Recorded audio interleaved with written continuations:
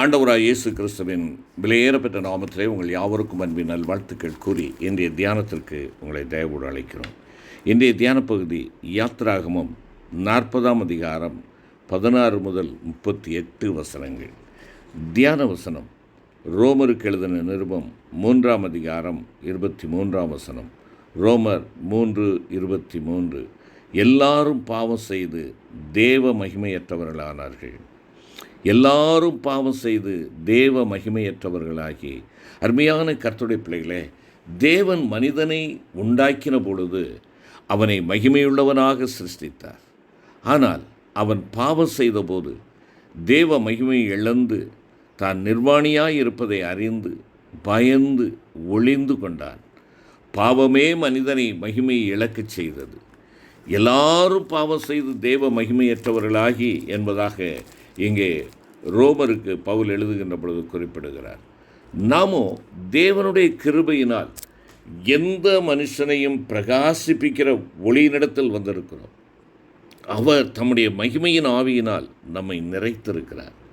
பரிசுத்த வேதாகமத்தில் தேவனுடைய மகிமையை காணுதல், தேவனுடைய மகிமையை அடைதல், தேவனுடைய மகிமையினால் நிரப்பப்படுதல், தேவனுடைய மகிமை விளங்குதல், மகிமை உண்டாகுதல் போன்ற மகிமையின் பல அம்சங்களை நாம் பார்க்கிறோம்.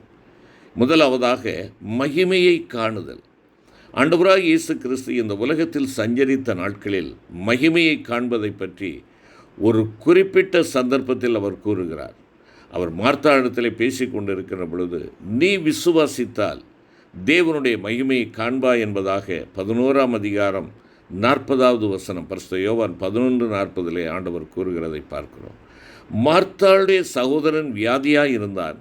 அதை கேள்விப்பட்ட இயேசு கிறிஸ்து இந்த வியாதி மரணத்திற்கு ஏதுவாயிராமல் தேவனுடைய மகிமை விளங்குவதற்கு ஏதுவாயிருக்கிறது, தேவனுடைய குமாரனும் அதனால் மகிமைப்படுவார் என்று கூறி லாசர் வியாதியாய் இருக்கிறான் என்று கேள்விப்பட்ட இடத்திலே 2 நாள் தங்கிவிட்டு லாசரு மரித்த பின்பு அவனது ஊராகிய பெத்தானியாவுக்கு வந்தார் என்பதாக பார்க்கிறோம்.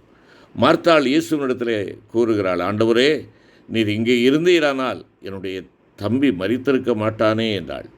அதே வார்த்தைகளையே அவளுடைய சகோதரியாகிய மரியாளும் இயேசுவை சந்தித்தவுடன் கூறினாள். இவர்களுக்கு ஆண்டவராய் இயேசு வியாதியஸ்தரை சுகப்படுத்துகிறவர் என்ற விசுவாசம் இருந்ததே ஒழிய ஆண்டவராகிய இயேசுவினால் மரித்தோரையும் உயிரோடு எழுப்ப முடியும் என்ற விசுவாசம் இருக்கவில்லை.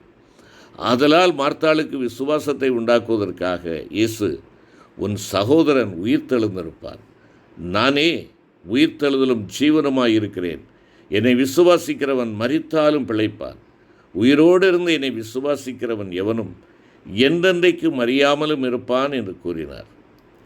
ஆனால் மார்த்தாளோ, உயிர்த்தெழுதல் நடக்கும் கடைசி நாளிலே அவனும் உயிர்த்தெழுந்திருப்பான் என்று அறிந்திருக்கிறேன் என்பதாகவும், இப்பொழுது நாருமே 4 நாளாயிற்றே என்றும் கூறினாள்.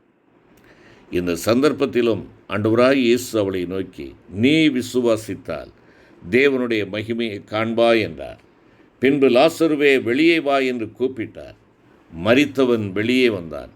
இவ்விதமாக விசுவாசத்தினால் நாமும் தேவனுடைய மகிமையை காண முடியும். இந்த விசுவாசம் நம்மிடத்தில் உண்டா? ஆபிரகாம் விசுவாசிக்கிற யாவருக்கும் தகப்பன் என்று அழைக்கப்பட்டார். அவன் தனக்குள் இருக்கிற விசுவாசத்தால் மகிமையின் தேவனை கண்டான். பத்மு தீவில் இருந்த யோவான் விசுவாசத்தினால் மகிமையடைந்த எருசலேம் இறங்கி வருவதை கண்டான். இரண்டாவதாக மகிமையை அடைதல். நாம் விசுவாசத்தால் மகிமையை கண்டால் போதாது, மகிமை அடையவும் வேண்டும். பரிசுத்த பவுல் கொரிந்தியருக்கு எழுதுகின்ற பொழுது, நாம் எல்லாரும் திறந்த முகமாய் கர்த்தருடைய மகிமையை கண்ணாடியிலே காண்கிறது போல கண்டு அவையாயிருக்கிற கர்த்தரால் அந்த சாயலாகத்தானே மகிமையின் மேல் மகிமையடைந்து மறுரூபப்படுகிறோம் என்பதாக 2 கொரிந்தியர் 3:18 கூறுகிறார். ஆகவே மகிமையை அடைந்து கொள்ள நாம் மகிமையின் ஆவியை பெற்றுக்கொள்ள வேண்டும். மகிமையின் மேல் மகிமையடைய திரும்ப திரும்ப மகிமையின் ஆவியில் நிரப்பிக்கொண்டே இருக்க வேண்டும். தெசலோனிக்கேயருக்கு பவுல் எழுதுகின்ற பொழுது, நீங்கள் நம்முடைய கர்த்தராகிய இயேசு கிறிஸ்துவின் மகிமையை அடையும் பொருட்டாக எங்கள் சுவிசேஷத்தினாலே அந்த ரட்சிப்புக்கு அவர் உங்களை அழைத்தார் என்கிறார். எங்கள் சுவிசேஷம் என்பது ஆண்டவருடைய சத்திய வார்த்தையினாலே ஆட்கொண்டு அவருக்கு சொந்தமாக அர்ப்பணிக்கப்பட்ட தேவ பிள்ளைகள் ஆண்டவரை குறித்து சொல்லுகின்ற உபதேசத்தை குறிக்கிறது. அது தேவ ஜனங்கள் மகிமை அடைய வழிவகுக்கிறது. ஆழமான உபதேசங்களை கேட்டு அதற்கு நம்மை ஒப்பு கொடுப்போம் என்றால் அதன் மூலம் நாம் மகிமை அடைய முடியும். மூன்றாவதாக, மகிமையால் நிரப்பப்படுதல். பழைய ஏற்பாட்டின் காலத்தில் மகிமை வாசஸ்தலத்தை நிரப்பிற்று என்று எழுதியிருக்கிறது. கர்த்தர் தனக்கு கற்பித்தபடியெல்லாம் மோசே செய்தான். யாத்திராகமம் 40:16. இவ்விதமாய் மோசே வேலையை முடித்தான். அப்பொழுது ஒரு மேகம் ஆசரிப்பு கூடாரத்தை மூடினது, கர்த்தருடைய மகிமை வாசஸ்தலத்தை நிரப்பிற்று என்பதாக 33 மற்றும் 34 வசனத்திலே பார்க்கிறோம். இதுபோல தேவனுடைய மகிமை நம்மை நிரப்ப வேண்டுமென்றால் நாமும் பரிபூர்ண தேவ சித்தம் செய்கிறவர்களாய் காணப்பட வேண்டும். சுய சித்தம், மனுஷ சித்தம், பிசாசின் இச்சை இவைகளை நிறைவேற்றினால் நாம் மகிமையால் நிரப்பப்பட முடியாது. ஆண்டவராகிய இயேசு கிறிஸ்து பிதாவின் சித்தம் செய்தபடியால் அவர் மகிமையால் நிறைந்தவராய் காணப்பட்டார். அவர் மகிமையின் பிரகாசம் என அழைக்கப்பட்டார் என்று சொல்லி எபிரேயர் 1:3 கூறுகிறது. அடுத்தபடியாக, மகிமை விளங்குதல். நாம் மகிமையை கண்டு அதனால் நிரப்பப்பட்டால் போதாது, மகிமையை விளங்கச் செய்ய வேண்டும். தேவனுடைய மகிமை விளங்குவதற்கு ஏதுவாக கிருபையானது அநேகருடைய ஸ்தோத்திரத்தினாலே பெருகும்படிக்கு என்பதாக 2 கொரிந்தியர் 4:15 எழுதப்பட்டிருக்கிறது. இந்த வசனத்திலிருந்து ஸ்தோத்திரத்தினால் மகிமை விளங்குகிறது என்றும் நாம் அறிந்து கொள்ளுகிறோம். ஆண்டவராகிய இயேசு கிறிஸ்துவும் மரித்த லாசருவில் தேவ மகிமை விளங்குவதற்காக தேவனை ஸ்தோத்தரித்து பின்புதான் அவனை லாசருவே வெளியே வா என்பதாக அழைத்தார். நிறைவாக, மகிமை உண்டாகுதல்.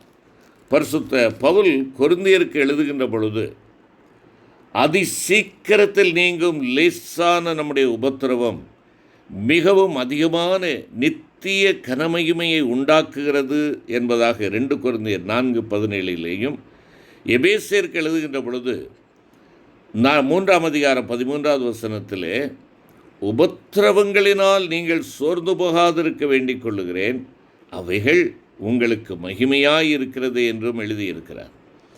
அருமையான தேவனுடைய பிள்ளைகளே, எனவே சந்தோஷமாய் நம்மை உபத்திரவங்களுக்கு ஒப்புக் கொடுக்கையில் இந்த காலங்களிலே அதற்கேற்ற கிருபையும் வரும் காலத்திலே அதற்கேற்ற மகிமையும் கிடைக்கும் என்பதை நாம் ஒவ்வொருவரும் அறிந்து கொள்ளுகிறோம்.